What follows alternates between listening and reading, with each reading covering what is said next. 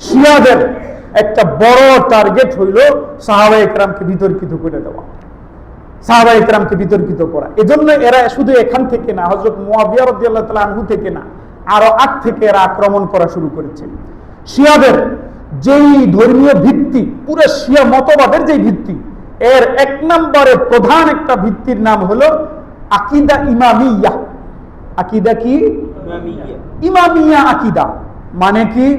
শিয়াদের মৌলিক, ওদের পুরা মতবাদের ভিত্তি এটা।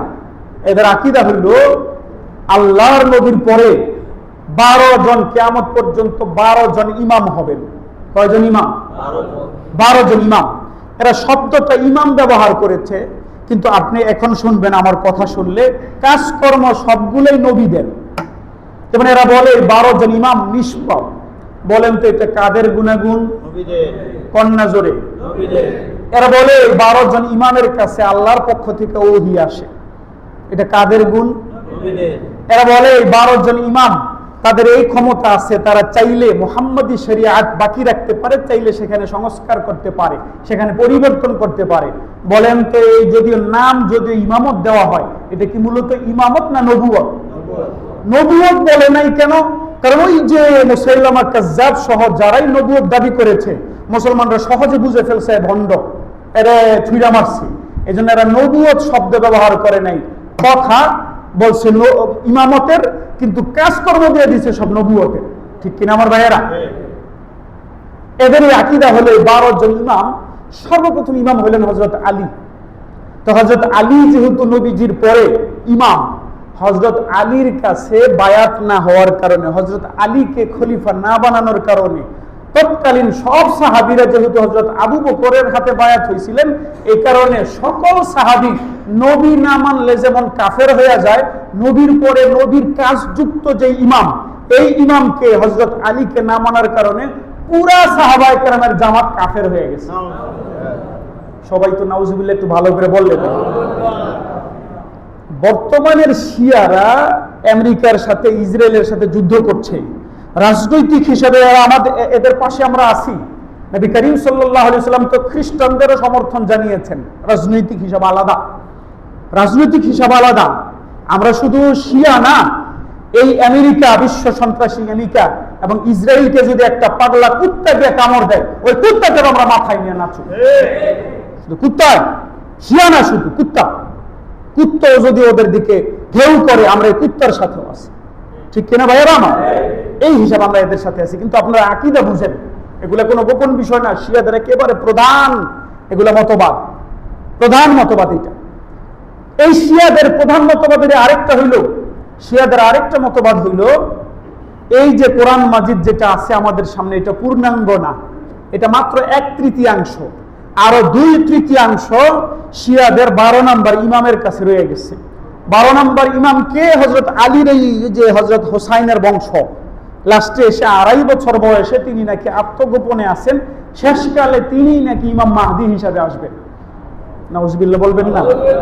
এই হিসাবে আমরা কোরআন সুন্নায়, সুন্নায় যেই মাহদির কথা এসেছে, আমরা হযরত মাহদিকে সাধারণত ইমাম বলতে এই জন্য না বলি। ইমাম বলা নিষিদ্ধ না, নাজায়েজ না, তবে শিয়াদের সাথে কথা মিল্লা যায়। এরা ইমাম বলে, আমরা হযরত মাহদি বলি, খলিফা মাহদি বলি। খলিফা মাহদি বলাটাই ভালো, নিরাপদ। আমরা জিজ্ঞেস করি, এদেরকে জিজ্ঞেস করা হয়েছে, তাহলে 2/3 কোরআন নিয়া তোমাদের এই 12 নম্বর ইমাম কোথায় আছে? এক পাহাড়ের ভিতরে আছে। ওই পাহাড় কোথায়? পাহাড় হইলো এমন এক জায়গায়, এটা কেউ দেখতে পারবো না। আশ্চর্য কথা না? পাহাড় হইলো এমন এক জায়গায়, এটা কেউ দেখতে পারবো না। এই মতলবী কথার কি অর্থ আছে? এরা বলে ওখানে আছে। এখন আপনাদেরকে আমি জিজ্ঞেস করি, এই যে এরা কথাটা বললে কোরআন মাজিদ পূর্ণাঙ্গ না, 2/3 অন্য কোথাও রয়ে গেছে, বলেন তো এই বিশ্বাস করলে মানুষ মুসলমান থাকবে না কাফের? কেউ যদি এই কোরআনকে সঠিক কোরআন মনে না করে, পুরো কোরআন তো দূরের কথা, একটা অক্ষরকে কেউ অস্বীকার করলে এই ব্যক্তি মুসলমান না কাফের? এদের এইটা কোত্থেকে আসলো? এই যে আগের আকীদার ফলাফল। এইটা কিসের আকীদার ফলাফল?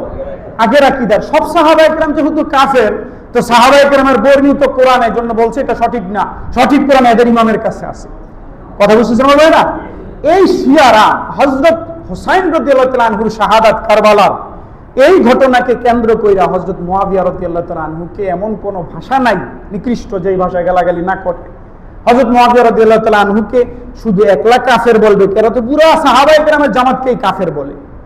শিয়াদের প্রভাবে এক শ্রেণীর গোমরা লোকজন আছে, এরা বিভিন্ন দলের আছে।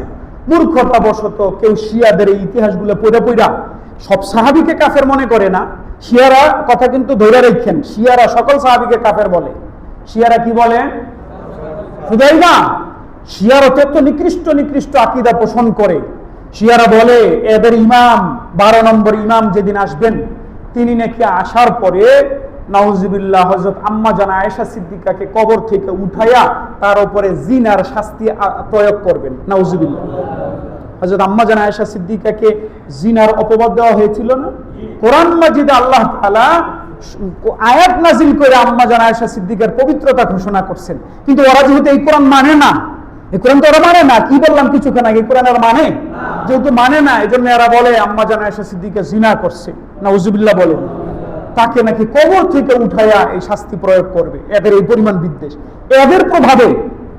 এদের প্রভাবে আবার আহলুস সুন্নাহরও যেহেতু প্রভাব আছে, তো এরা সকল সাহাবায়ে কেরামকে কাফের বলেন, আম্মা জান আয়েশা সিদ্দিকাকে মহব্বত করে, কিন্তু হযরত মুআবিয়া রাদিয়াল্লাহু তাআলা আনহুর ব্যাপারে নিকৃষ্ট কথাবার্তা বলে। দুঃখজনক ভাবে আমাদের বাংলাদেশে বর্তমানে হয়তো আপনারা দেখবেন আমাদের কওমি ওলামায়ে কেরামের সাথে জামাতে ইসলামের ওলামায়ে কেরামের বা ভাইদের খুব মতানৈক্য হইতেছে। ফেসবুকে আর ঢুকতে ভালো লাগে না, এত কাজ্জা, এত ঝগড়া, এত বিবাদ।